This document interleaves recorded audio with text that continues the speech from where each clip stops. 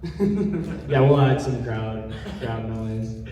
Yeah. But yeah, Funsie, episode live. Thanks to everyone for showing up to Disc South. And very exciting time. Our first live podcast. The boys are together in one room. How do we feel? This is our first time ever. Well, this is my first time meeting Sajko. Yeah. Sajko's first time meeting me. Dude. Yeah. And it was awesome.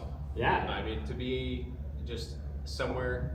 Oh, we're gonna do this the whole time? Yeah. Just to be somewhere that is like very well known for disc golf, and then like it's a huge thing for you, like you've been here forever, and to like actually come and experience what a community is like is sick. And like being a part of like I got to see like the McKinney community, and they are like ride or die for their disc golf community, and that was really cool to see yesterday with like the Another Round shop opening.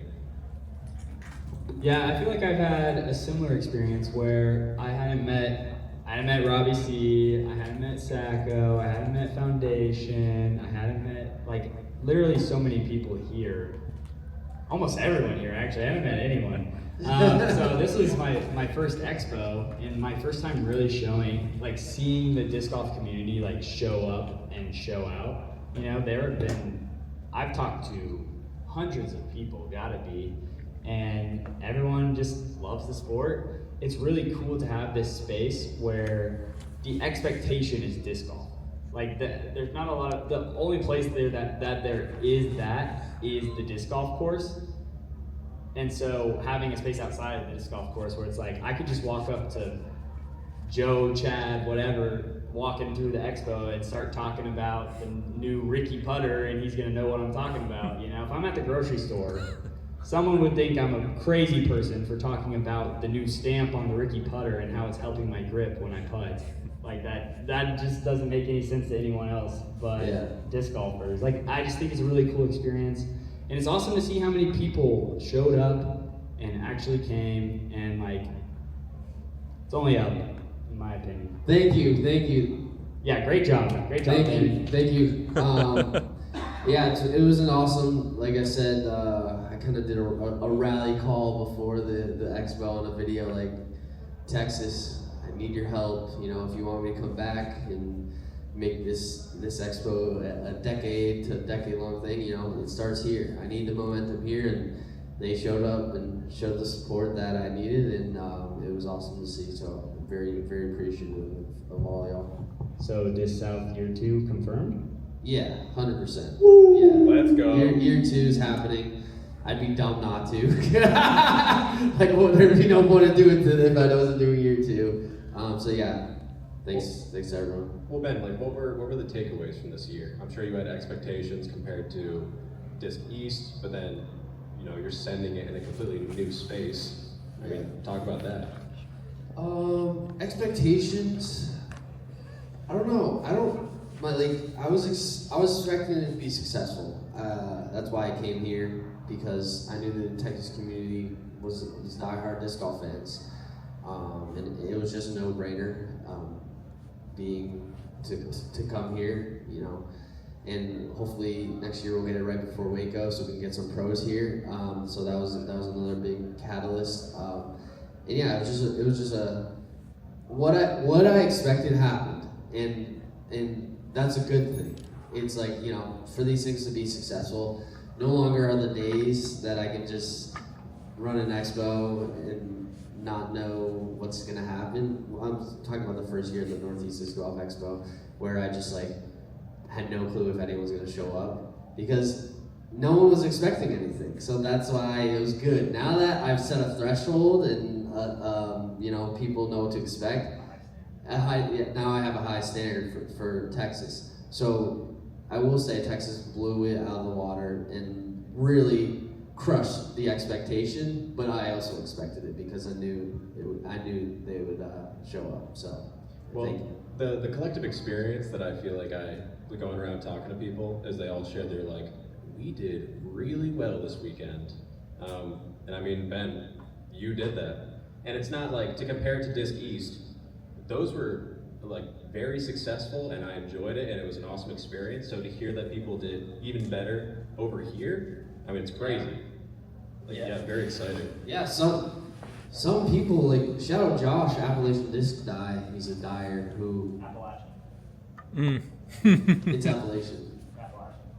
No, it's literally Appalachian, the Appalachian Mountains. I think that's how.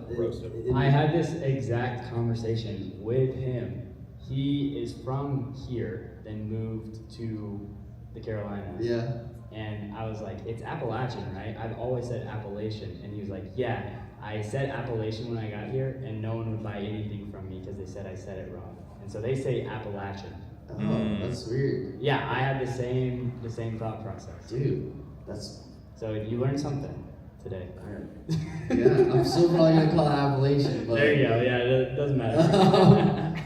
But Josh from Appalachian Disguise, he was like, yeah, I made more at Disc South than I did in the first 3 hours of Disc South than I did the first day at Disc East, which like blew my mind because it's like, wow, like I had more people at Disc East.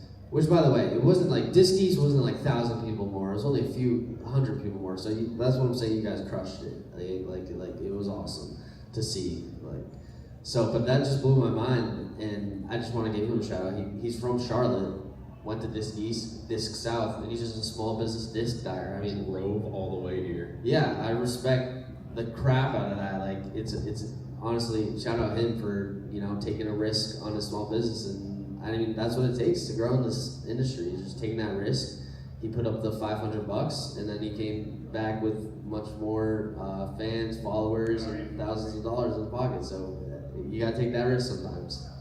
Yeah, I'll shout him out too. He bought a Cowboy Canyon, took it over, dyed it, and brought it back before the day was over, and gave it to me. He dries it in like a dehydrator to expedite the process. That's what I'm saying. It took like an hour or two. It was very impressive of him.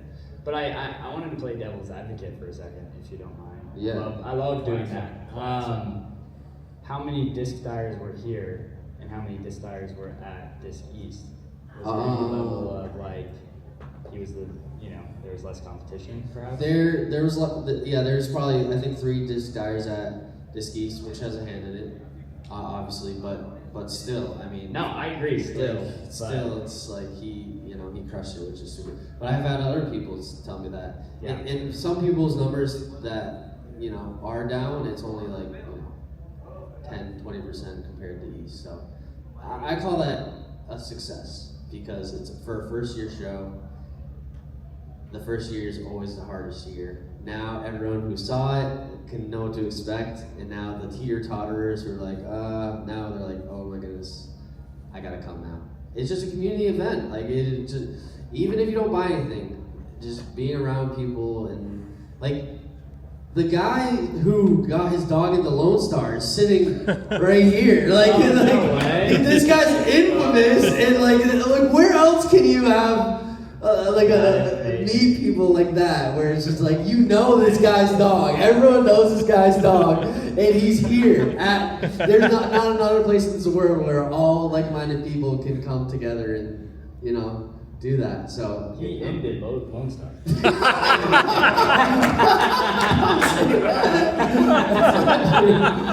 That's not true. You love Lone Star. Yeah. What was I gonna say? I had a question.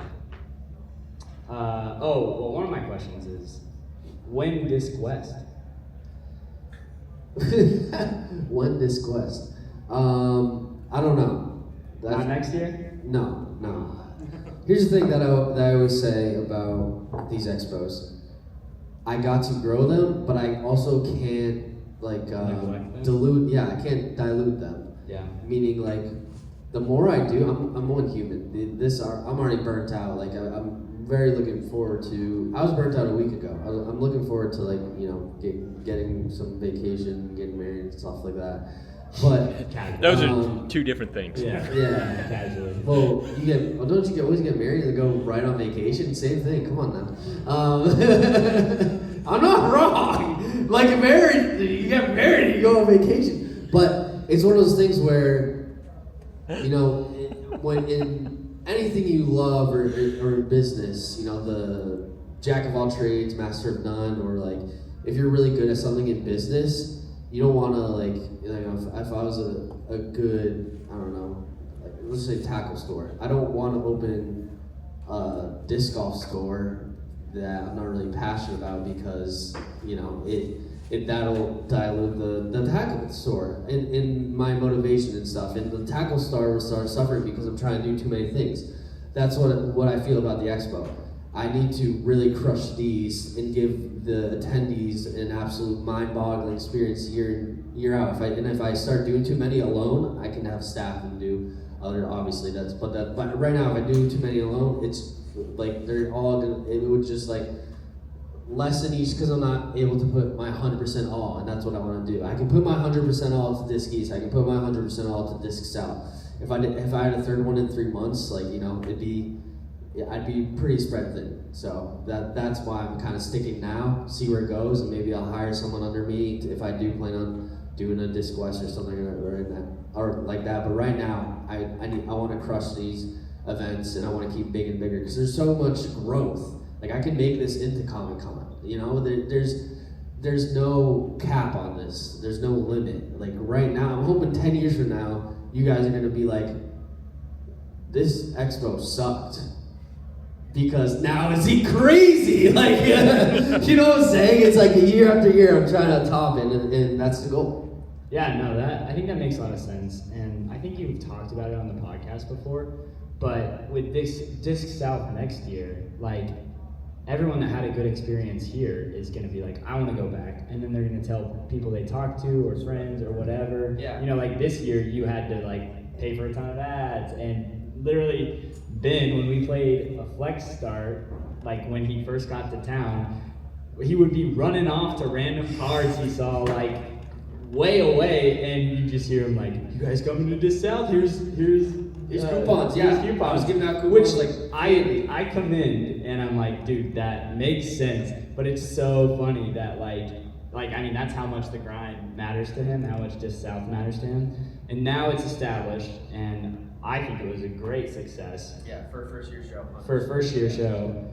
it's ideally only going to grow, only going to get better, like you said, only going to get crazier. And then so many people, I mean, from everyone I've talked to, has a great experience, so they'll be back next year, and then it'll just be all the new people as well. Exactly, and that you nailed it. With the first year shows, it's kind of like an opportunity for one, the early adopters. Everyone here's an early adopter of Disc South, which I really and Funsie, which I really appreciate a ton. But like, it's an opportunity. Like I need the early adopters, which are the hardest people to convert, because, you know, it's always like in anything, there's early adopters, and like there's a small amount of early adopters, and then, you know, once we're like, oh, okay, like this is cool, then that's when it's like, you know, but I need those early adopters to show up and show out. So then now, next year, like you said, word of mouth, and stuff like that's super important. Now it's people are going to be able to like really see what was going on and what happened, which is just, that's the goal in anything, just to keep growing it and making it bigger. It's just, I need just word of mouth is most important. And so I appreciate everyone who showed up, because you're right. For a first year show, we had over 1,000 people in the door yesterday, which was like incredible. Absolutely, like 1,000 people is a lot of people. So like, that's why I'm just so appreciative of everyone here in the community of being an early adopter, because I know it's not easy, but because of you, I'm gonna be able to bring this year in, year out and make it a killer show. Yeah, Ben, I mean, you essentially set up this event that brought together all these creators from, no joke, every corner of the United States, which is super cool. And I think potentially my favorite part, because we view all these people, and I mean, some of them, like, ever since I started disc golf, I've been watching, so to be able to meet these individuals and hang out with them and have like normal conversations, and you're like, oh, we have a lot more in common aside from just frisbees than just like, Yeah. like that really is the coolest part. But if you listen to Funsie podcast, you know that we were talking about like, all right, what do we want to do for Funsie Live? So what we came down to is we decided we want to try to interview some of these creators, maybe some like micro timelines, because we're all here in a common space, so really cool to be able to do it in person. So I think first we will bring up Mr. Robacious Kensington, Robbie C, if you would like to come up. Yeah! All right, now the room's gonna fill. All right, let's go. We need into the Robbie C. Oh yeah. There we go. Oh, you listen. Shuffle, shuffle. Yeah. 2 mics, 4 people. We're getting it done. Yeah. Robbie, I'm just gonna jump right into it because I do have a question that I feel like I've thought about for a little bit. So when you got into disc golf content, do you feel like you got into it knowing right off the bat you're like, I want to do like coaching, or do you feel like that's kind of a role that you've fallen into over time? Yeah, any thoughts on that? For sure. I love to teach. I was a youth pastor for about 10 years leading into when I started my channel. And so I've always been passionate about teaching, and I knew I wanted to teach in some form and fashion. Coaching per se, no, because I think that like every degree of coaching, there's like this fraud imposter syndrome of what happens when I meet a student that I like actually can't help. Like some dude approaches me and he's like, yeah, I throw 450, I'm looking to move to 500. Can you get me there? Yeah, well, you take their money and then you lie. That is the order of operations for sure. But yeah, so I think that there's that imposter syndrome of what if people don't believe in me? What if I don't actually know what to do? But beginners, I always felt like I could work with, and logically it made sense that if the sport continues to grow, there should always be beginners. And so like, it could be, people will get sick of me and my antics and my getting too close to the camera, and then they'll move away. And then hopefully they will share with when they take someone out for the first time, like, hey, I learned from Robbie C. You should also watch Robbie C. And so that like you have a constant audience rolling through. I knew I wanted to do that. Never thought that like I would end up working with like actually really cool people in a coaching side. Yeah. Kind of going off of that, have you had an experience where you felt like you encountered someone uncoachable? Uncoachable people all the time. Like I think some people are not really good at receiving coaching, just in general. Yeah. But people that like needed help that I just couldn't help, 1,000%. I've had several people that like I don't have the butter. Like I feel like I have a really good forehand. I don't know that I have the confidence of a forehand that another guest that's coming on the show later also has.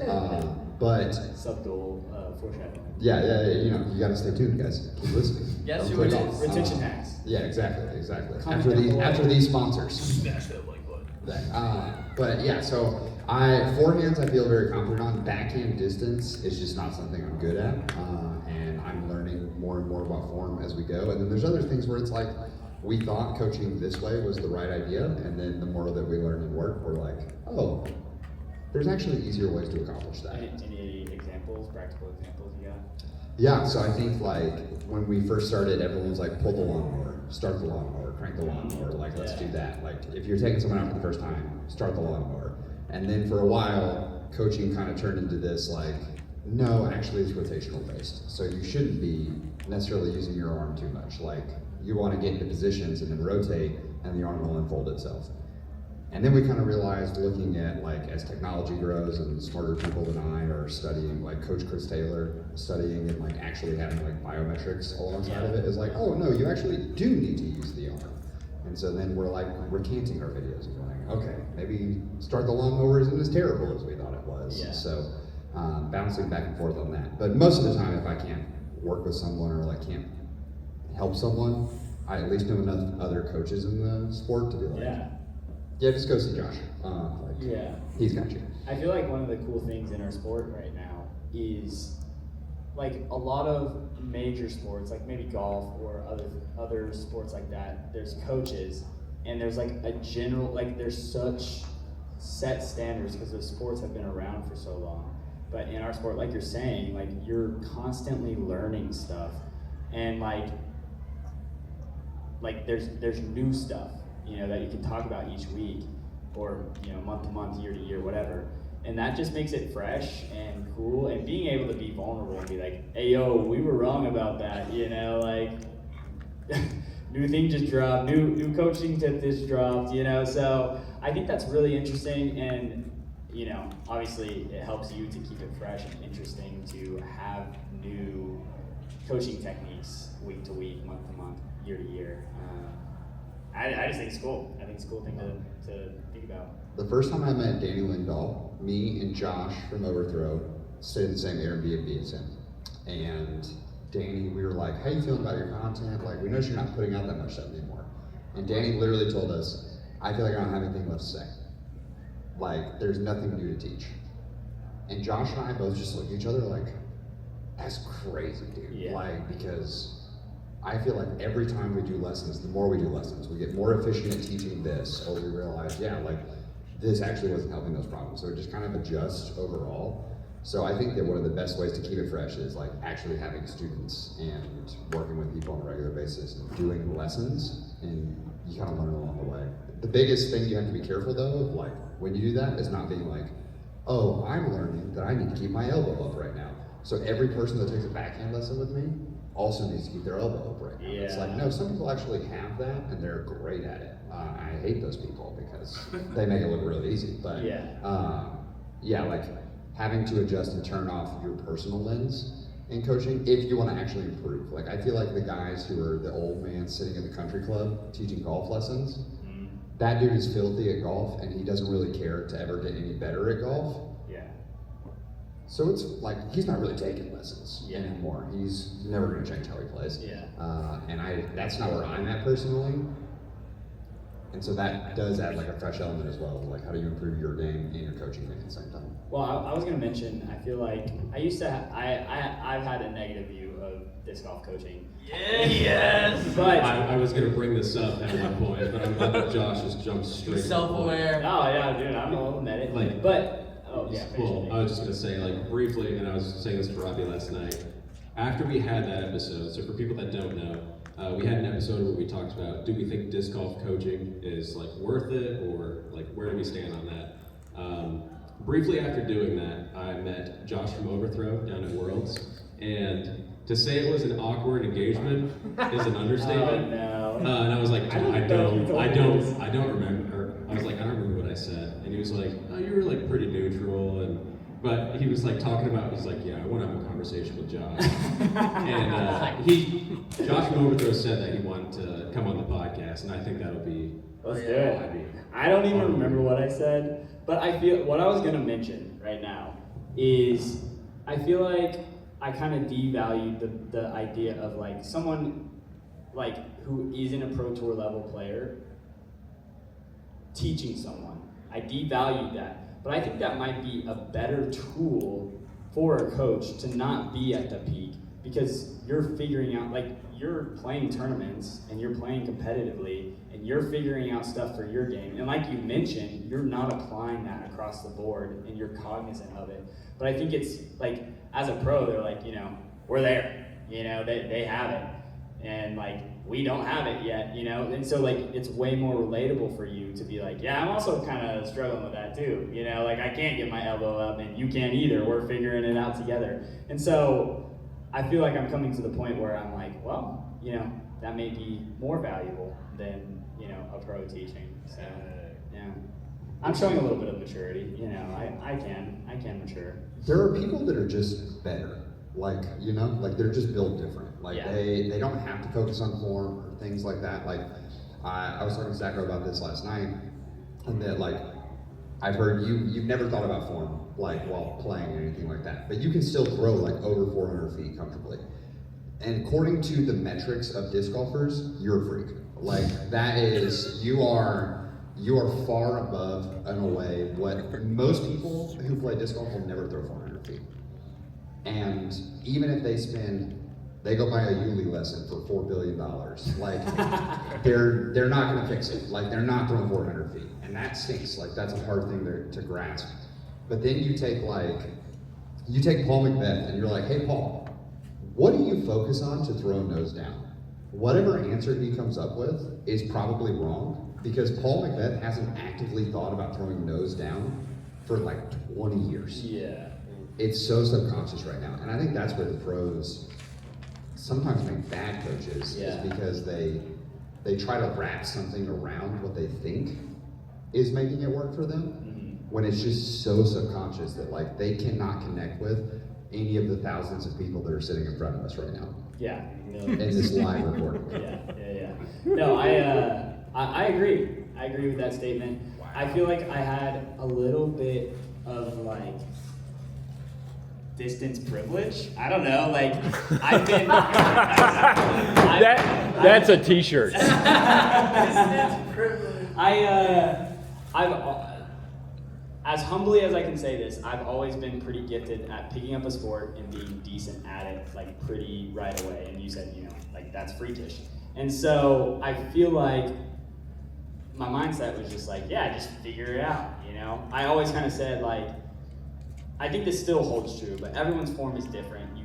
You get there in your own way, and that's how you figure out what works best for you. But obviously, there are coaching generalizations that are gonna help you unlock different things, and it's different for every single person. And when I said I feel like I had distance privilege, it was just like, Broderic says be an athlete. I kind of feel like I had the same mindset of just like, okay, yeah, just be an athlete, like I throw over 400 and I don't really think about form. And now I'm trying to unlock that 500. And so now I have to think about form. And so maybe that's part of it, is me maturing, is realizing that I actually do need to think about form to get there. So everyone gets humbled in their own way. That's just how it goes. Robbie, I am curious because I did hear before that Sir Brody Smith said that everyone can throw 300 feet, and I'm curious what your thoughts are on that. Do you think that that's capable? Just me from the outside, I feel like that's possible. Obviously, not everyone can, but... Yeah, it's funny because Brody gets quoted for that, and I don't even think the most egregious statement gets quoted, which is Simon. What does he say? Simon said everybody has 400 inside of them. Oh, I didn't. Yeah, no one's crediting Simon for this, but Simon has literally said everyone has 400 inside of them. And I'm like, Simon, how many AMs do you play with, brother? That is, you go to team challenges and you do this. So, to me, the number is 300. I think that with a little bit, not even a little bit, with corrections, everyone outside of a physical limitation, like let's say you have, you're older and your joints aren't necessarily there, things like that. You can't rotate as hard. I've got a student who just had lower back replacement surgery. Oh my God. And he's like, yeah, I want to get back to 400. And I was like, Dave, this is going to be tough. Did you get a robot back in there? Yeah, you can't rotate basically at all. So you just have to arm it 400. You tell them to just throw it harder. just be an athlete. Stand on a You're hill. not by arm. Be a better athlete. What are you supposed to do? Be an athlete. Start higher. Yeah, start. Have you ever considered throwing off of a cliff? Yeah. That would help you also throw farther. But yeah, no, I think 300 is very much there, because if you can just simply get the nose down on a disc with a decent launch angle, that's a 300-foot shot. With a mid. I have a follow-up question, kind of. Have you ever seen someone with picture perfect form not throw 400? For sure. Okay. Yeah. What do you think is the inhibitor in that situation? Strength, rotation, they look so perfect, but they can't get it there. Yeah, disc selection, just overall speed. Some people look really slow, but are very fast.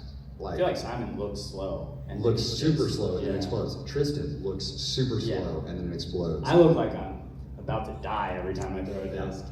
Zach Nash is one of my favorite forms to watch on tour, and Zach also looks so slow and then goes. Brock is very casual, and then he gets to the pole and it just boom, it explodes. I don't feel like you've ever launched yourself. So it's so I think that that happens, but I definitely think that disc selection gets a lot of people. I think disking up to too big of a disc can often mess with people. They want to throw that destroyer room and they should be an orc guy. Orc? Yeah, dude. Underrated. The orc is so slow. I used to like I just lost one before coming out of the bag. Yeah. 10, right? 10, 5, -1, 2. Have you in coaching sessions been you're never gonna get to the destroyer? Like you can't handle the destroyer? I feel like that's a bad business model. If He's I, like, stop getting coaching Hey, from me. by the You'll never way, get there. you're not that guy. But also, 4 weeks from now, if you want to book another lesson, just go through that website and you'll be good. But Okay, yeah. no, it's so I don't ever tell people that necessarily, but it is certainly like, hey, what if we just messed around with 7 speeds for a little bit? What if we just tried that? You seem like you'd like an Athena. Yeah. You seem like you like a cicada. Yeah, oh, yeah, there That's you go, that's there the you go. real. Let's jump over there. So yeah, it's a lot of positive encouragement towards other discs and just being like, hey, I know you want to throw a destroyer, and if you do, go for it. Like that's fun. Throw what you want to throw. But I think that most people probably enjoy getting better results than throwing a certain mold. So just switch the disc, and you'll get what you want out of it. Yeah, that makes sense. I feel like I need to do that, honestly. Do you feel like it's harder to get better at something that you avoid potentially though? Because like I think it's good advice, of course, to like throw slower stuff. But at some point, if you just always ignore like higher speed discs, do you think it's more difficult to get better with them? Because like you just have to dive in eventually. Yeah, oh, for sure. Like, there is Creators Cup 2021 is when we filmed that, something like that. I hate distance drivers, and at that point I had very negative relationships with them, and I had to throw one myself, and like, you could just watch the terror in my eyes when I put a Wraith in my hand, and I was like, well, this just isn't gonna go well, so tough. But yeah, no, I think that some people need to eventually step up and try it. It's just that, like, at what point do you push the bird out of the nest? Yeah. What They're gonna fly. do you think? Do you have a correlative? I think I said that right. Correlative metric for like a disc speed to arm speed ratio? Like, is there like if you throw 55 miles per hour, you can throw a destroyer? Like, do you think there is one, or do you use one at all, or is it kind of just a feel? Yeah, so shout out Clint at Old Blitz DG. Definitely check him out. He's jacked. He's stronger than all of us combined. But we talk a lot about like speed threshold. So like if you can throw 60, you can throw 400. If you can throw 65, you can throw 450. If you can throw 70, you can throw 500. So it kind of drops down in those increments. So at 55, 350 is very much on the table for you. And it just depends, like, I not necessarily to directly answer the question, I don't think so. I think it more so depends on your nose angle is what I would pay attention to the most. Like if you have a decent nose down throw, you can probably start throwing distance drivers a lot faster than people that maybe throw 60 miles an hour, but they throw 4 degrees nose up. Like that driver's not gonna behave how you want it to. Yeah. Because that nose angle just gets worse the faster disc you throw. But yeah, like, so not directly, but I do, yeah, because also what happens when I take a destroyer that's 150 grams? Yeah. Well, that just throws all those metrics out the window, so. Well, and then plastic tie, then. Yeah, like put a G-Star 150 gram destroyer in my hand and I'm Paul Macbeth. Yeah. Sweet. So All right, I still have a million questions, but I think we should just have you on the podcast. Let's do it. Boom. Yeah. dude, you're the man. Oh, yeah. Appreciate you. Say it. Funsie. Yeah. Let's go. Clip it. There's no way Rob.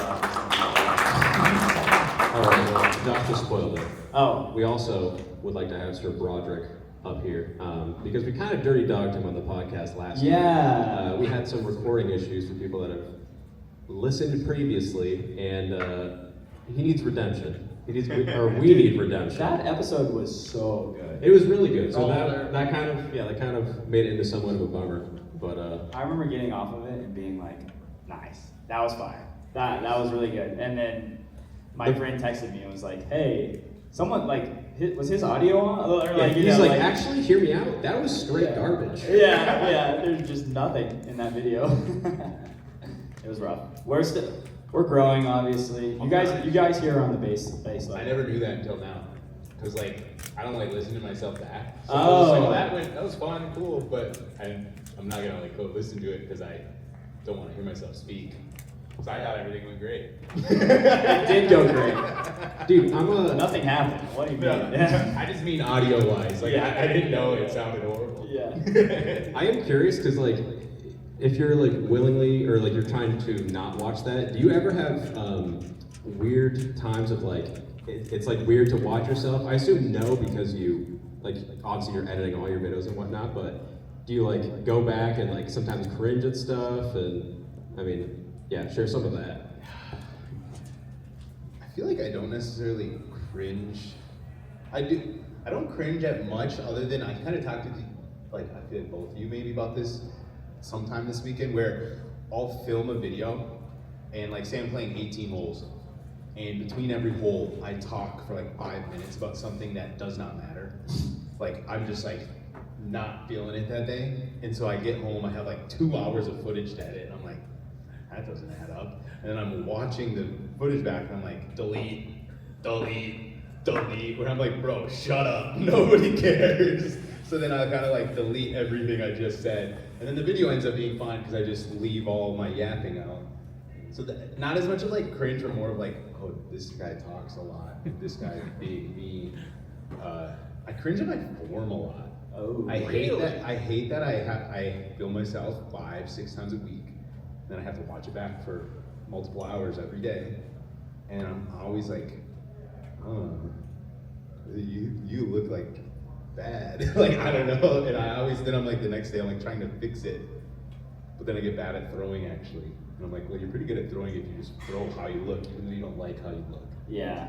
That's kinda, I don't know, I it's feel like weird. I have the same thing, and that it's more recently as I'm trying to like get better and whatnot, as I'm sure everyone is. But I've noticed my backhand is super swoopy. I don't follow through on my forehand, and these were things I just didn't even notice at all until I started thinking about it. And then I'm like, oh wait, and then I try to fix it, and it just doesn't work. And then yeah, I'm watching it on form, and I'm just like, oh, what? Do people just laugh when I throw? Like, is that why my videos are intriguing? I'm a think that's spectacle. I think that is it. I know exactly what your feelings are in regards to that. I don't worry. Do you have like specific things that you like point out where you're like, man, I hate that I do that? So, I guess for me is like, we were talking about this earlier, but I've always, like, I played this game since I was 10, I think, in 5th grade I started. So I've just been throwing a disc forever. And I grew up throwing this ESP Flex Buzz. It was like my favorite disc. I threw it on every single shot possible. I was kind of like Jay Millie, where I was like 11 and I could throw it 400 feet like a month after I started playing, because I had like really long arms. And I was literally, how big I am right now was me in middle school. So like decently sized for middle school. Yeah. And so I would just like launch the disc. And what was the question? Are there specific things that in your form, because you said that you cringe at something? Oh yeah. So what I was getting at is like, I throw a lot of high flips. I spin the disc, I get it to flip up, but I do this thing when I try and throw kind of hard where I like dip and I rotate on my toe instead of my heel. That's my exact and issue. I think it looks disgusting, but I actually throw it fine, and it's been 16 years of throwing pretty much the same exact way, and it works, but I hate it. But my muscle memory after that long is not gonna change. Like, I'm not gonna magically change that after playing disc golf forever. Yeah. And yeah, I guess that. I do this swoopy thing when I try to throw hard, where I dip down, my front leg is like not braced at all. It's almost like bent 90 degrees, and I'm just like, oh my gosh, dude, just like throw a normal. You're speaking my language Yeah. right now. I used to rotate on my heel. Like, there's videos of me rotating on my heel, and I am trying to rotate on my heel, but I rotate on my toe every single What time. shoes did you wear when you rotated on your heel? Oh yeah, different shoes actually. It's Bessie's. Is it? Too high of a. Well, you're not wearing Bessie. No, that's what I'm saying. The Bessies have too much heel pad, I'm gonna so have now to you're try up that. on your toe more. I am So gonna you're no have to try longer that. pushing to your heel. Sorry, Bessie. I do think that I switched before I switched to Bessies, because I think there's clips of me with my pre-Bessie era, where I was rotating on my toe. Pre-Bessie is like disc golf. Pre-2024 is pre-Bessie era. I think we're similar in I throw a lot of, like, I throw best on hyzer. Yeah. Like, I throw mainly hyzer flips, and what unlocked me throwing better was when I started throwing on hyzer and not trying to throw on anhyzer or flat or whatever. And so I feel like when we're dipping into that hyzer, we're like kind of like, oh, No, that was up there. Not the double head. We're like leaning over more, so we're like on our toes more. That's my theory. Yeah, I mean, I think don't that know. makes sense. I think we need to get Robbie C back up. Robbie, come on, fix us. Please tell us what's going on. Yeah. Yeah. Well, Well, a lot of other sports, you dip in, like tennis and all, you're dipping in to get that power into the Yeah. shot. So it's Yeah. it's a natural motion. Yeah. Well, you talk about that stuff on the back end. Like, do you feel any of that on the forehand? Because for those that don't know, and I assume they do, you nuke sidearms. Or like, do you view that perfectly fine? Where you're like, no, that's just is what it is. Sidearm, I also hate how I look. But it works pretty well. I went over to detect this thing at Tristan's booth, right before I came in here, and like threw one, and just right off the rip, I threw like a 68 mile an hour, like 880 RPM forehand. He's like, "It's a rip." I'm like, just a little warm up, you know. But I do throw my forehands like 6 inches off the ground, so like I might be the only person in history who can like throw a 500+ foot forehand. But literally, like, my miss isn't a bad shot. It's hitting the dirt 4 feet ahead of the tee. That's what Jake Wolf does too, right? Or no? Yeah, like Yeah. it works fine, but I think it's like the weirdest. Like if you slow mo my shot, there's times when it's touching grass. Touch grass. Touch grass. Yeah. But it works. It does work. So it's Yeah. like it's a missile. I don't know. Yeah. I think it's my 6'4" wingspan. That's all my throws. I have really long arms. I think that's the only reason I can throw far. Like, Yeah. Yeah. Kind of moving on past this conversation that we've gone down this rabbit hole.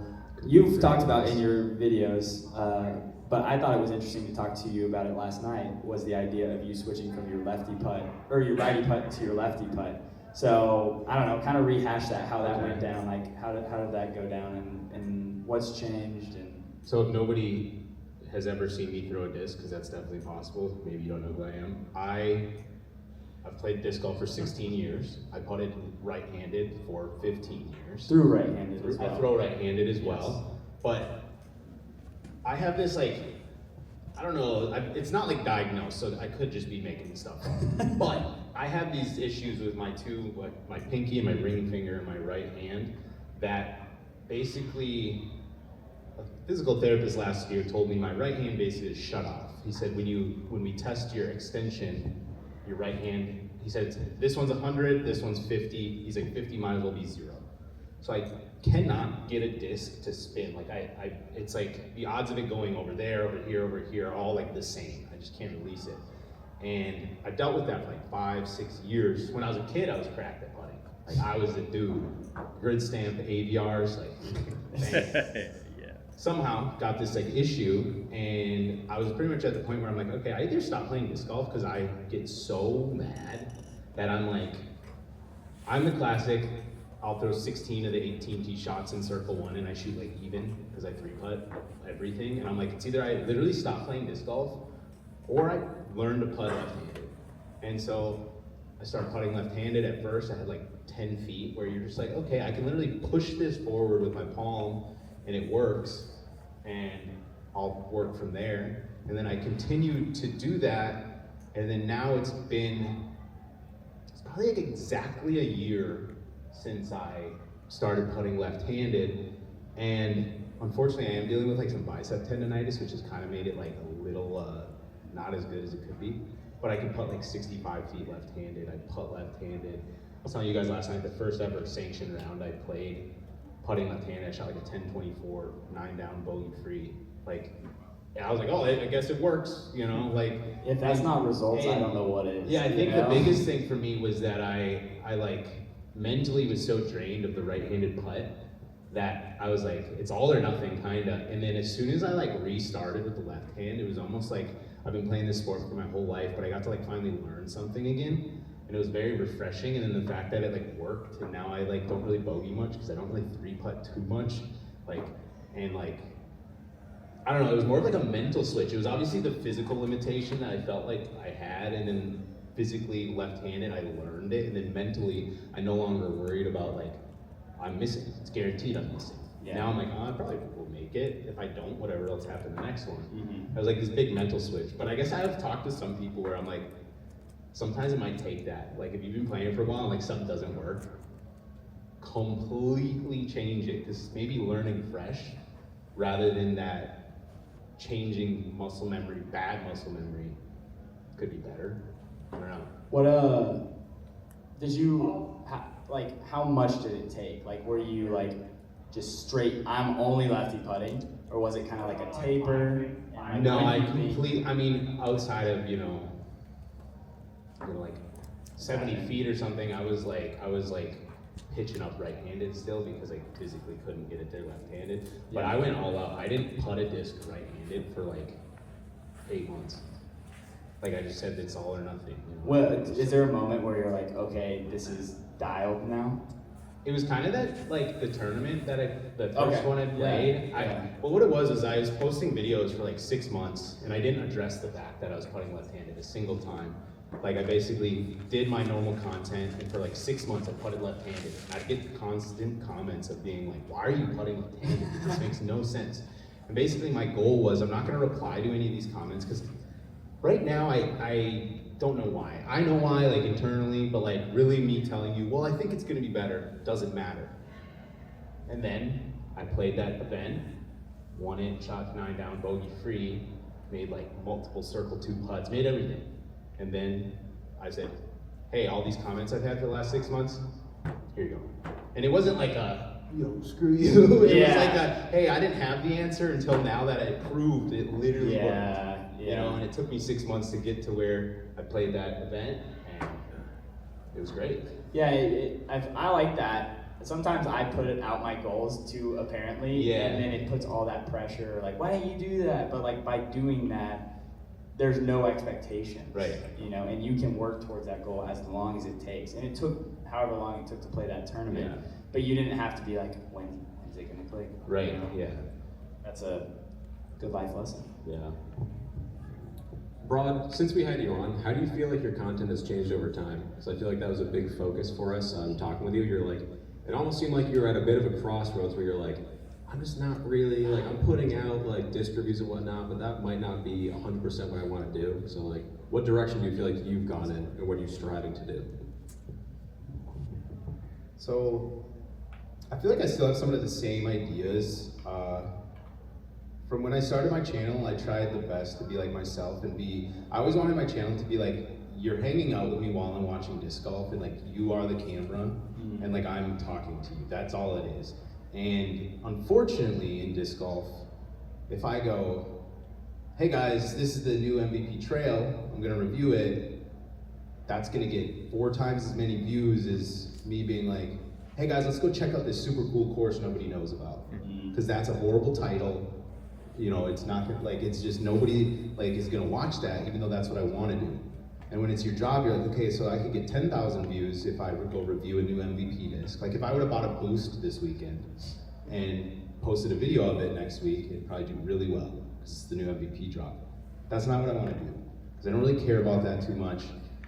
Everyone else is gonna make that video, and I kind of just want to like play disc golf, film it, and if you like me enough to watch it, then we're hanging out. You know, that's kind of what it is. I get a lot of messages of people just being like, Brod, I just love watching your videos after my college classes. It stresses me out all day. And then I just like hang out with you for a half an hour at night. And I'm like, that's sick, because that's like literally all I want out of it. And then, you know, depends on like your personality. Like some people might watch it and be like, this guy sucks. Like, you know, and I'm like, you know, it's fine. But some people might watch it and be like, oh, I like this guy. You know, I like listening to him talk. I've had a couple people this weekend be like, I had this one couple come up to me. It was like a couple and their kid, and the wife comes up to me. She's like, I know you. I see you on my TV all the time. She's like, you're the only one that when he has you playing on the TV, I don't tell him to turn it off. She's like, I like listening to you talk. And I'm like, that's how you know you got it. When the wife who doesn't even disc golf is like, I'll listen to this guy. I don't know. Just, I guess the content. I so badly want to get to the place where I could sustain the viewership and, you know, make the money to make this a career by simply going out and like never reviewing another disc again. Yeah. That would be amazing. But unfortunately, disc golf, it's like the reviews pay the bills. The other stuff is kind of just for the love of the game, I guess, you know, which is what I want it to be. But I don't know, it's interesting. Yeah, I feel like, hopefully we're not saying this forever, but we're in the spot where, yeah, the reviews pay the bills, but disc golf, in my opinion, has the opportunity and the like setup to grow to the spot where you should be able to just hang out, you know? And so we just gotta hang in there till it gets there. Well, how do you balance that? How do you balance like what viewers typically want to see and like what you want to do in terms of like, we'll call it like artistic vision and just I feel like I'm probably one of the least structured creators in terms of like I bet Bedanza knows what he's filming next week. Jay Millie, you probably have like a few videos in the works that you're editing. I don't know what I'm doing next week. You know, like I'm gonna go out and like whatever I wake up and like feel like doing is probably what I'm gonna be doing. But mentally, that's kind of the only way I can. I can't be the guy who's like, oh, I have to go film like this and film this and some stuff if I'm like super excited about it. But for the most part, I want it to be like I'm living my life normally. Like I wake up, do whatever I want, like before going out to the course, and then when I get to the course, it's cool that this is my job. So now I just start filming it for the next 2-3 hours, and like whatever comes from that is kind of what comes from it. I guess like I don't know. It's just I think a lot more like I want so badly for this to like work and be a career, but also I want to do it so badly like on my own terms. And unfortunately, in life, I don't know if that's necessarily like how it works. And I have a hard time separating like the balance of like this is my job and this is just like how I exactly want to do it. Right. Yeah, I don't think that's that bad though, because if you weren't doing it how you wanted to do it, it wouldn't be you. Yeah. You know? And that's what matters. And you know, as cringy as it is to say, you know, and like I commend you for the way you go about it. I have to plan it because I have expectations of what I like want out And you of do like video. a completely different style than Yeah, everyone else. true. Like Jay Millie is a modern YouTuber who happens to make videos about disc golf. Yes. He's the only one too. Yeah. He's the only one like creating a structured story and editing it, the style. Like if you put Jay Millie next to every other best YouTuber in the world in any in any genre, his videos align with what is currently working and like how you tell a story.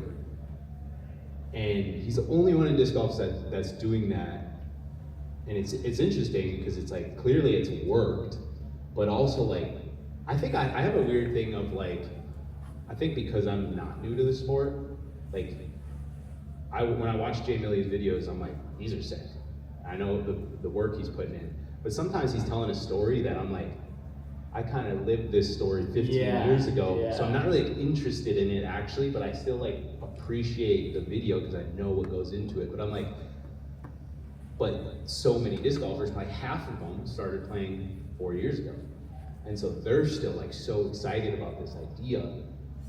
Whereas I'm like, oh, I thought about that when I was a kid. Yeah. I'm kind of like over it. No, totally. But I still am like, oh my, but like the way you craft it, I'm like, yeah, man, ain't nobody done it like that before. Like, I don't know, it's interesting. No, I typically tell people I look to be like a YouTuber who plays disc golf, and most people right now are disc golfers who make YouTube videos. Yeah. You know, and that's pretty much what you said. Yeah. But yeah, I agree. There definitely are a lot of realizations that I'm sure a million people have come to. But part of it is one of my main goals with my channel is to grow the sport. You know, just to and that like, is to the a thing point, is you're the you know? one. Like there's some other like I'm sure Foundation does great of like random people like crazy disc challenge. Oh, let's watch that. Yeah. But like the reality is like you're the one whose videos are gonna be like the ones that random kid that's like, oh, what is this cool thumbnail? And they're gonna watch it and be like, oh, I should go try disc. Oh, what the heck? I live across the street from one of these baskets. What is it like? Yeah. You know, whereas my videos are probably more of just like, you're probably not gonna find them unless you play disc golf. Yeah. Which, you know. I think about it like I want to make most of the time, sometimes not. my shorts are specifically like, I hope to draw someone in most of the time that is not a disc golfer to watch this video. And then hopefully they're like, I'm interested in disc golf, let me dive into this content, me, you, everyone else, you know?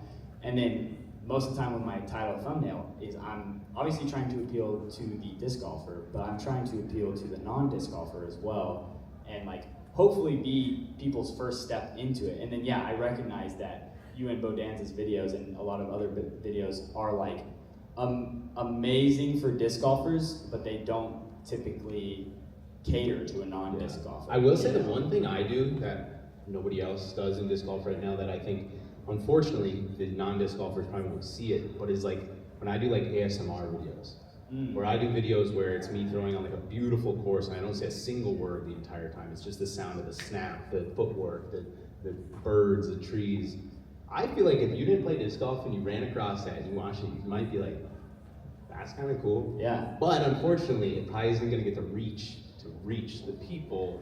Like those are my worst performing videos, but I like doing them. Watch this if you don't play disc golf. Yeah, I used that before. Oh, it didn't dang. work. I said, watch this if you don't, if you like, literally that exact for the thing. ASMR Yes, one? yes, Dang. yep. And it didn't do it? No, it didn't work. Dude, I would have thought. You gotta try it again. I don't know if anyone has done this. I know that there are other genres that this is in, but like, I think if you do, and feel free to take this, anyone. If someone did like course cleanup videos, where they went through along like the fairways and they just like mowed everything and like really fast and kind of went through. Oh, like one of those guys. Yeah, that like goes to people's yards. Yes, that are that like are just heavily That's actually a good idea. not been taken care of. Yeah. And I think that would do really well. Like you don't have to say a single word potentially. Of course you could, but who knows? Maybe that's my future content. That'd be really. More ASMR. Well, those are usually like shorts for the most part. There's a dude that has does like full-blown YouTube videos. He also does shorts, but I'm pretty sure he has like he's doing numbers. Dude, you should do one of those. But I would have to buy equipment. But No, anyone that has it, feel free to It's a steal the write-off. video. Joseph? Daddy Joe. Come on. Broad again. I'm sure we'll have you on the pod. Yeah, but we're gonna have you on again. absolute pleasure. Does anyone have any questions for these guys? Yeah, if anyone has any questions, otherwise, I came pre-prepared with some questions that people asked us online. The millions of people in here. Wow, you guys are being so quiet. Yo, what the heck? I will say, not a single person has left. So I'll take that. Thank you. Like, no one has left. Anyone who's been here for the whole seminar, Thanks, Mom. they haven't left. So I will say they are loyal. They're truly loyal. All right. Well, Thank you, Rod. We really appreciate you. Yeah! Let's Bro, go. Sajko hates doing it. He's the only one that doesn't do it. Can we kick him? and I think it's ironic because I think I came up with it initially. Yeah. I was like, yo, we should do that. And then eventually I was like, nah. Funsie. Maybe I'll add it to the intro or outro. Yes. So first question. This person asked, how do you teach people how to play disc golf when you're bringing them on their first round? I use a lot of stomping the front foot. That's one of my That's your favorites. go-to? That's my go-to, yeah. that's a good one for forehands. Yeah, forehands, yeah. And like, a lot of what I see, I'm talking like a coach, but I barely know anything. A lot of what I see is people like rotating their whole body, and I tell them to like, imagine like a line, you know? Like, Yeah. have it rotate with you. I try to Feel keep free to flame me, Robbie. I try to keep it very minimal. I give like the basic idea of like, okay, there's two ways, we'll say to throw. You could do this, you could do this. And then I'm like, if you ever have questions, please let me know. But personally, when I was learning, my father-in-law was just like, yeah, you're doing this wrong. And I was like, I can't stand that. Just all the time, like over and over. I'm like, it's not like making it fun for me. Like I know I'm doing stuff wrong, but that doesn't make me want to like come back and play. Of course I would, like he's my father-in-law. But until eventually, like, so that's how I try to approach it, I suppose, and obviously throw like slower discs unless it's just like my buddy that's absolutely cracked on sidearms, and he's like 350 sidearm right out the gate, like perfect. He's like, backhand hurts my shoulder. I was like, I could not be any more opposite of you. What about you, Ben? For me, I'm like, when I see them when they're first beginning, I actually took a buddy, before I came here a few weeks ago, I was in Memphis with a friend, Charlie Couvion, shout out. As soon as I saw him, it's like, dude, you got off-axis torque. You got to get the power pocket here. You know, your foot's got to be at 60 degree. No, I'm just kidding. I'm kind of like with you, Jim. Really, I think the biggest thing that I tell beginners is because they all they go to the pit. Yeah. I don't know why. Yeah. All beginners go here. Yeah. I even started like that too, where I lift up my left arm, and that's how I started. It's just natural human instinct again. But I think I mostly say like, you know, reach out, and I will stand next to the T-pad and just be like, reach out to me. But I feel like that is a good thing for a beginner, but I feel like, you know, eventually it's kind of like, it is reaching out, but it's also like rotating to like back. So, but for them, I just say reach out just to get them out of the pit. Out of the pit. All right. This person asks if you could only throw one disc for an entire tournament, what would it be? And I think this will probably be the last question, so we can wrap it up shortly. Is it because we only had 2 questions? No, I do have more. Okay. No, we've been going for an hour at this point. Yeah. We'll save those for the next Yeah. podcast. We had good interview. Yeah, that was sweet. Yeah. I'm excited to have Robbie C and Brod back on. And we Mine's- gotta get 3P on this guy. OG disc golfer. Yeah. Mine's the buzz. I don't know. I feel like people could have guessed that. Lame answer. I've already done the cool ones. Dude, I don't know. I mean, people that listen, they know that I am just like, I love the PA5. Is it like a good do everything? Like, am I gonna tackle maybe hole golds with a PA5? Yes. Yeah, if I want to lose it on hole 1 automatically. But it just like is the epitome. It's just the epitome of everything that I find fun about disc golf. It's just like watching a disc glide, shaping shots, and just a disc that doesn't want to fly is just not fun for me personally. Ben? Yeah. For me, I have this like really nice beat. This is too specific, but I have this really nice S-line